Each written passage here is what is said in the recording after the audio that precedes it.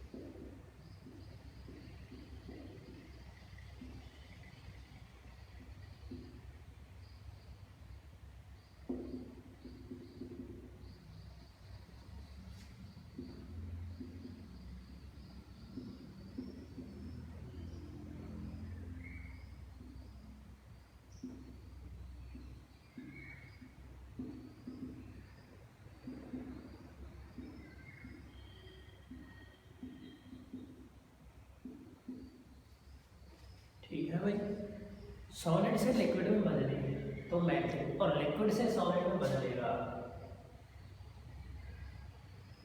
तो क्या कहेंगे? फ्रीजिंग या जमना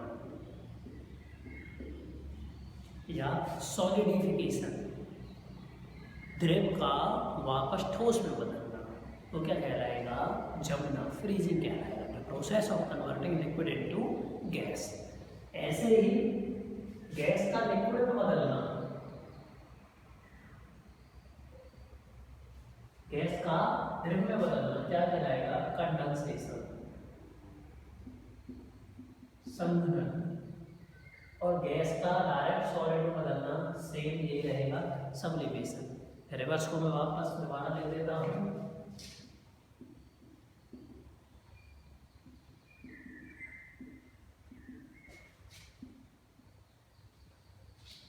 गैस से लिक्विड, गैस से द्रव में बदलना क्या कहलाएगा? कंडेंसेशन, संघनन। लिक्विड का सॉलिड में बदलना सॉलिडिफिकेशन या फ्रीजिंग या थाइंग, जमना। बात एक है। और गैस का डायरेक्ट सॉलिड में बदलना वही रहेगा, सब्लिमेशन अर्थात ऊर्ध्वपातन।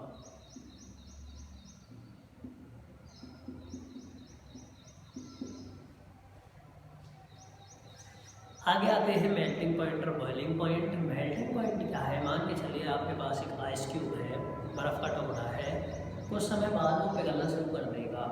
तो पिघलना शुरू कब करेगा? जब वो ऐसी स्टेज पर पहुंचेगा जब उसके टेम्परेचर तक पहुंच जाएगा, तापमान तक पहुंच जाएगी हीट, तो पिघलना शुरू कर देगा। तो the temperature at which solid starts melting, वह तापमान जिस पर कोई ठोस पिघलना शुरू कर देता है वो क्या कहलाता है? उसका मेल्टिंग पॉइंट कहलाता है, गलनांक कहलाता है। देखिए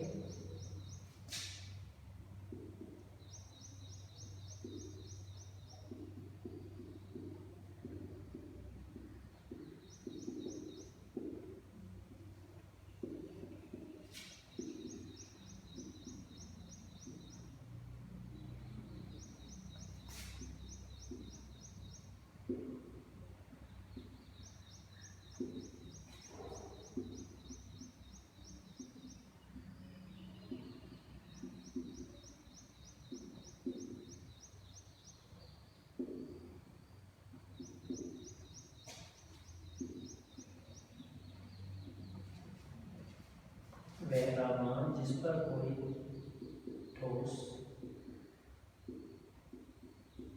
पिघलना शुरू करता है।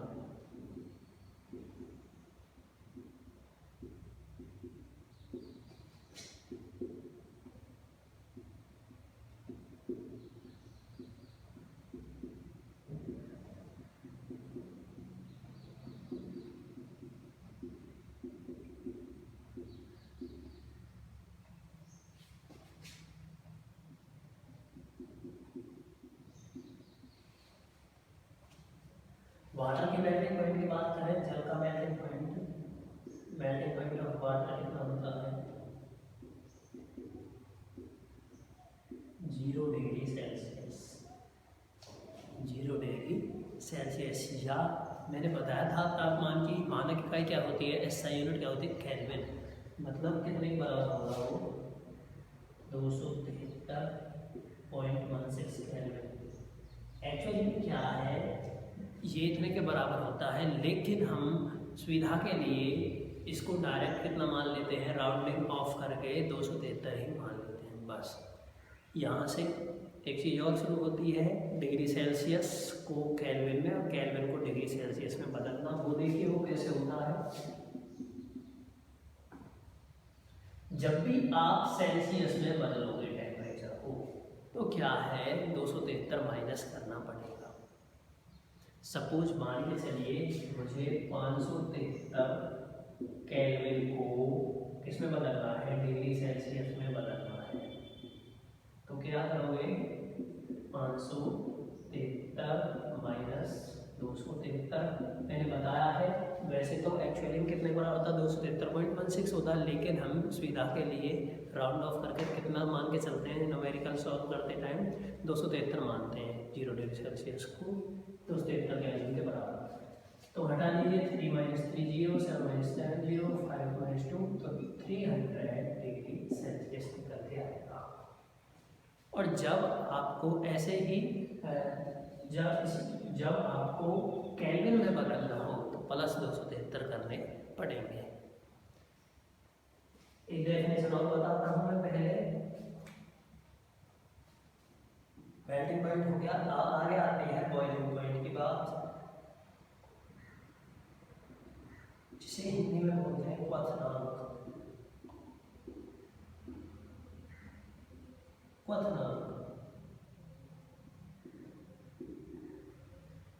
ये तो सॉलिड का लिक्विड में बदलने की बात है, पहला वाला ठोस का द्रव में, कि वह गलना पिघलना, वह तापमान जिस पर कोई ठोस पिघलता है। अब आती है बॉइलिंग पॉइंट की बात क्वथनांक की, तो वह तापमान जिस पर कोई द्रव पदार्थ उबलना शुरू करता है। ठीक है भाई, the temperature at which any liquid starts boiling, वो क्या कहलाता है, क्वथनांक कहलाता है। सो देखिए कैसे लिखेंगे, the temperature at which any liquid material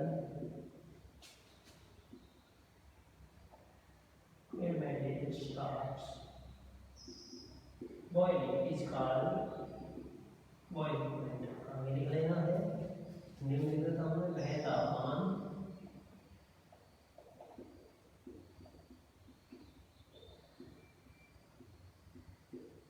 जिस पर कोई द्रव पदार्थ उबलना शुरू करता है।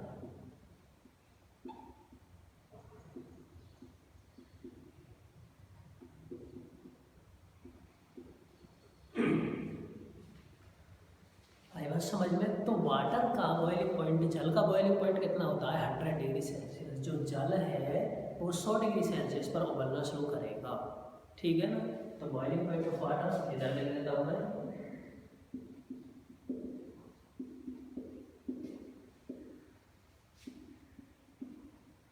जल का क्वथनांक कितना होता है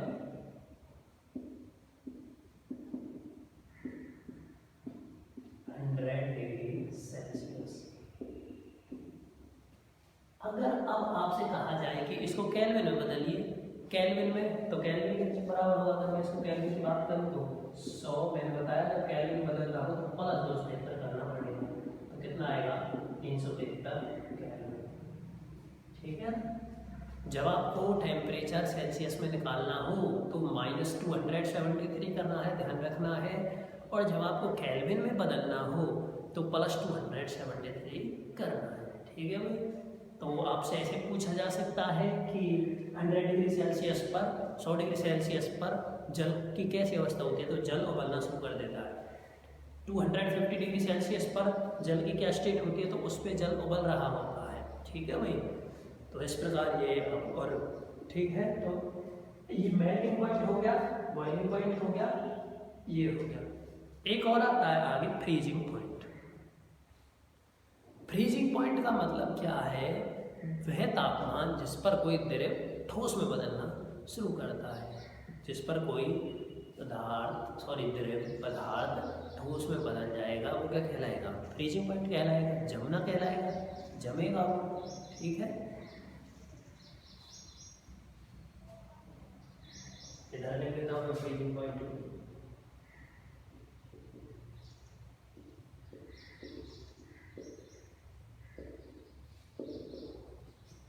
The temperature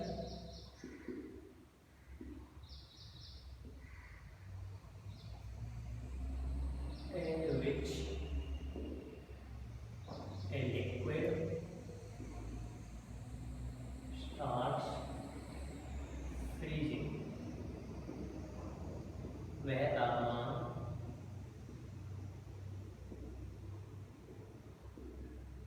जिस पर कोई द्रव पदार्थ जमना शुरू करता है, ठोस बनना शुरू करता है, बात कोई है, वो क्या कहलाता है, उसका फ्रीजिंग पॉइंट कहलाता है। क्या कहलाता है, फ्रीजिंग पॉइंट कहलाता है। तो ये चीज़ है, मैंने आपको बता दी। अब इनसे रिलेटेड दो चीज़ें और आती हैं, डेंसिटी घनत्व क्या है, और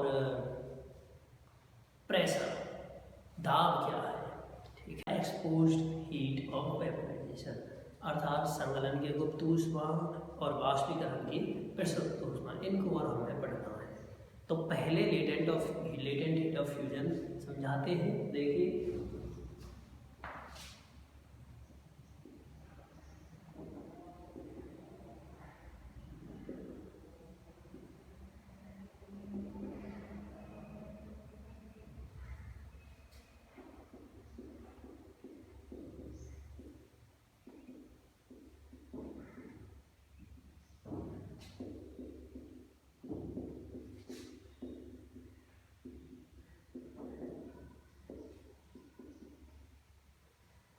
संगलन की गुप्त ऊष्मा, latent heat of fusion. Fusion संगलन होता क्या है, अभी बताया था मैंने, ठोस का किस में बदलना, द्रव में बदलना। तो द अमाउंट ऑफ एनर्जी, ऊर्जा की वह मात्रा जो 1 किलोग्राम ठोस को द्रव में बदलने के लिए चाहिए। आई बात समझ में, ऊर्जा की वह मात्रा जो 1 किलोग्राम सॉलिड को, ठोस को द्रव में बदलने के लिए चाहिए 1 एटमॉस्फेरिक प्रेशर पर। ठीक है ना, या फिक्स्ड एटमॉस्फेरिक प्रेशर पर, निश्चित वायुमंडलीय दाब पर। वायुमंडलीय दाब में बाद में बताऊंगा इसके बाद। तो क्या है, देखिए, amount of heat energy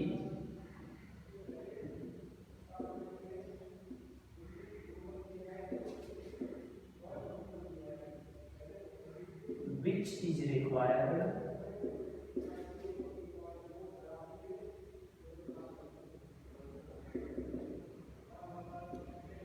to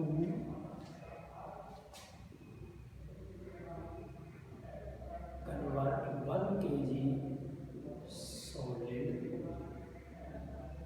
into liquid is called latent heat of fusion, या लेटेंट की जगह आप डोर्मेंट भी लिख सकते हो। बात है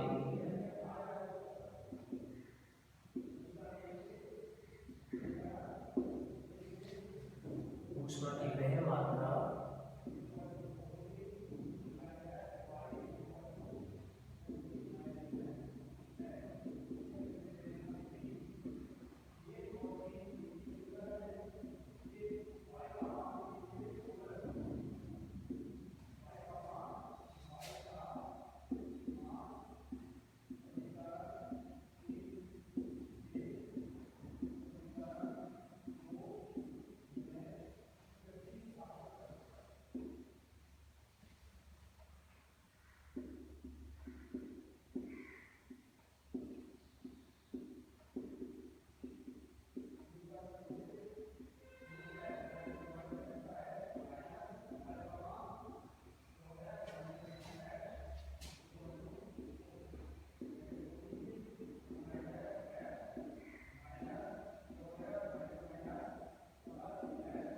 ऐसे ही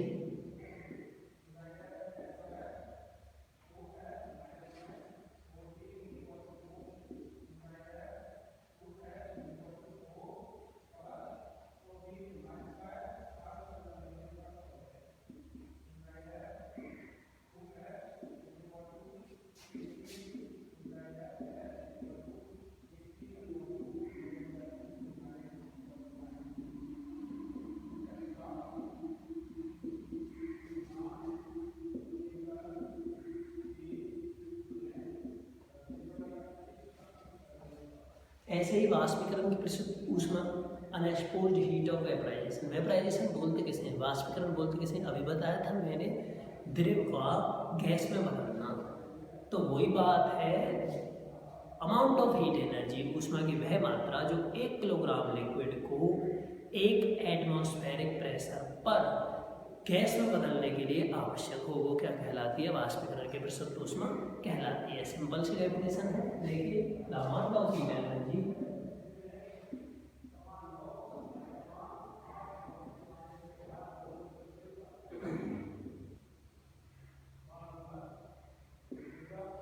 which is required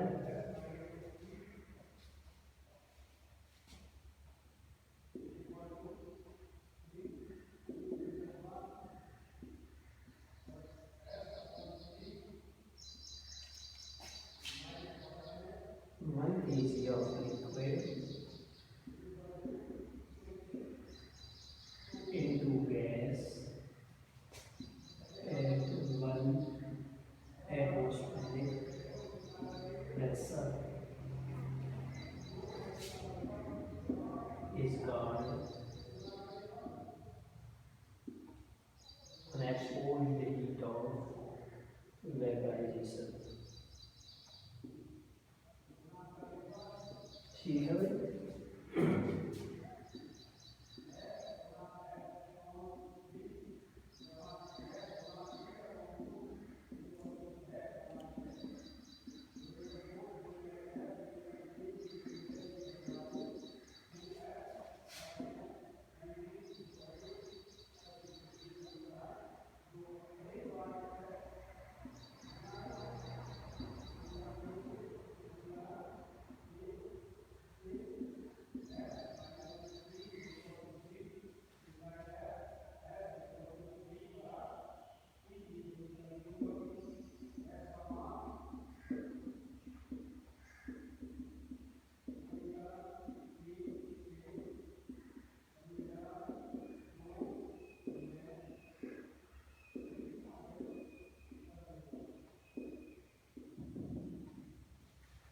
आवश्यक है वह क्या कहलाती है, वाष्पीकरण की प्रसिद्ध ऊष्मा कहलाती है। चलिए पहले से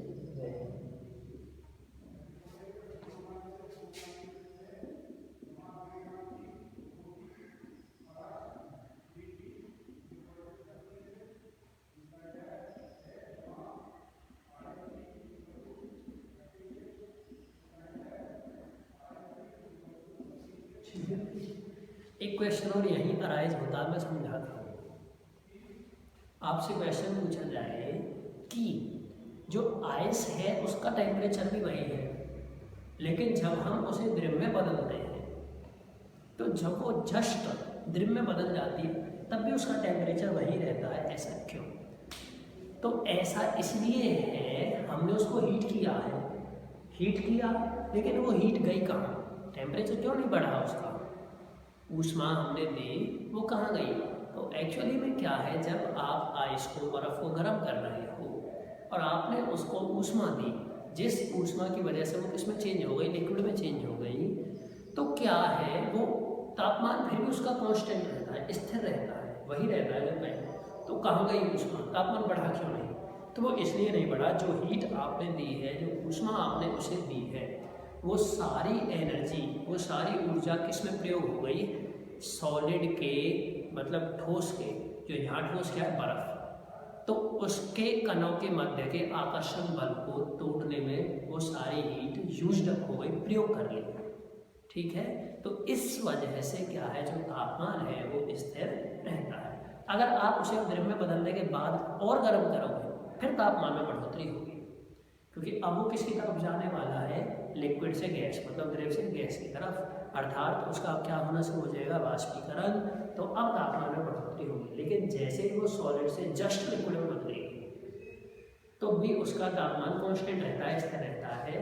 तो ऐसा क्यों रहता है मैं बता रहा हूँ, क्योंकि जितनी भी ऊर्जा उसे दी गई है, ऊष्मा उसे दी गई है, वो सारी किसमें प्रयोग कर ली गई है, ठोस पदार्थ के कणों के मध्य आकर्षण बल को तोड़ने में वो सारी एनर्जी प्रयोग हो गई। ठीक है, अब आगे मैंने दो चीज़ों को समझाने का और कहा था, डेंसिटी और प्रेशर, घनत्व और दाब। देखिए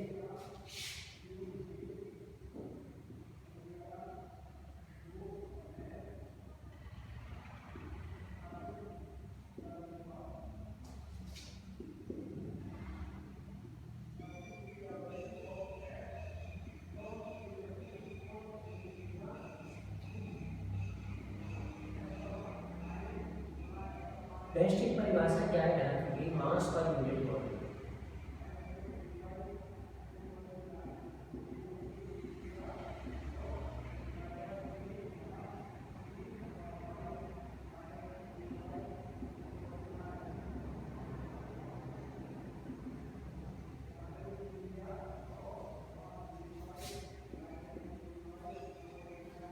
ठीक है, प्रति इकाई आयतन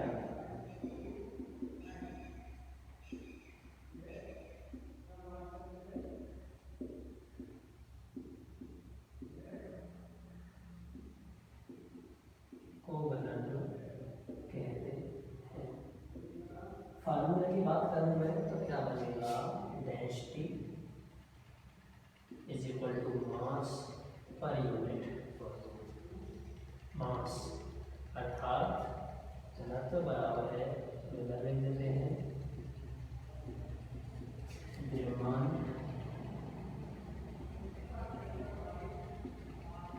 बटे में आयतन। इकाई क्या बनेगी घनत्व की, द्रव्यमान की इकाई क्या होती है, मास की इकाई क्या होती है, किलोग्राम।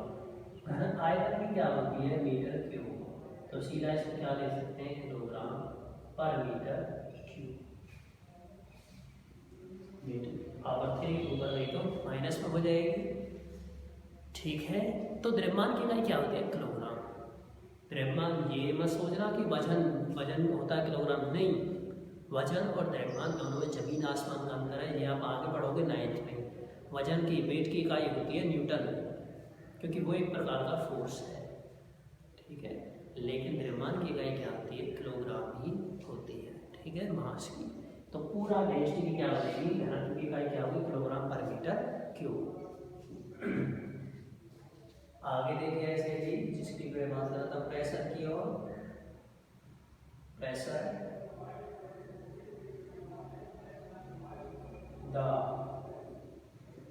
प्रेशर क्या होता है, the force per unit area.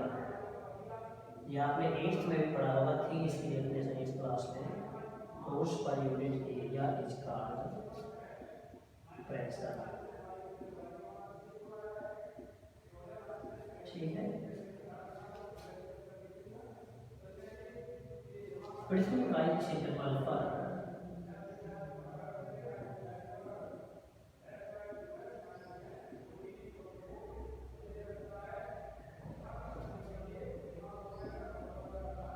लगाया गया बल, दाब कहलाता है।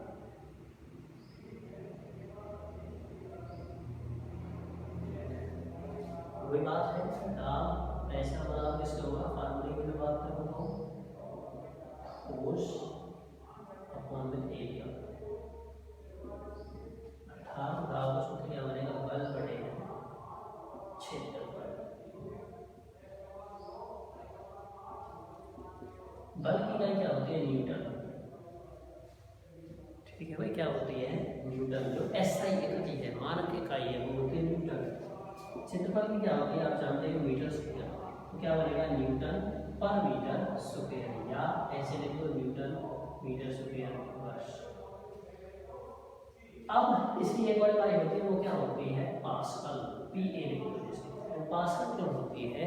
क्योंकि पास्कल वैज्ञानिक थे ब्लेज पास्कल जिनका नाम था, उन्होंने ही प्रेशर के बारे में, दाब के बारे में बताया था। ठीक है, इसलिए क्या होता है, पास्कल होता है। ठीक है, आज के लिए इतना ही काफ़ी है, आगे बढ़ेंगे नेक्स्ट वीडियो में, यही आपको करना है।